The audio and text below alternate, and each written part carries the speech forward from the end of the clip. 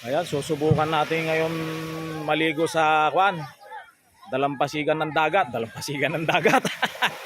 Susubukan natin maliligo ngayon. Oh, ayan. Para kami namasahe dito. Wag lang aalon, wag lang aalon. Ayan po si Ping Lloyd, ayan si Ping Lloyd. Ayan oh, sarap ng alon. Oh. Bakit ang tubig sa dagat bakit maalat? Ha? Ngayon ko lang nalaman na maalat pala. Maalat pala ang tubig sa dagat. Ha? Paano nangyari 'yon? Uy, asin. Ha? Ricardo. Diba no, unang kwento nung panahon, bakit maalat ang tubig sa dagat?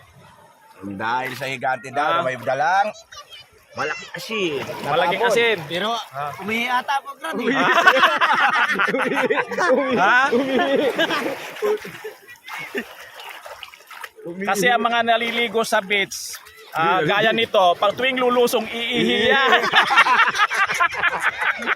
Kaya maalat. Ha? Kaya maalat. Oh. Mayayari si Chef Genesis.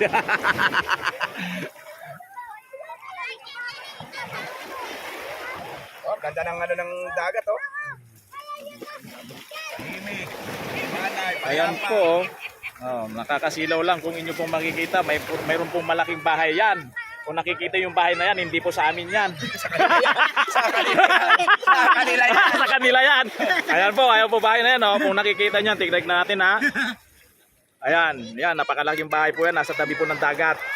Kung nakikita nyo yan, hindi sa amin yan.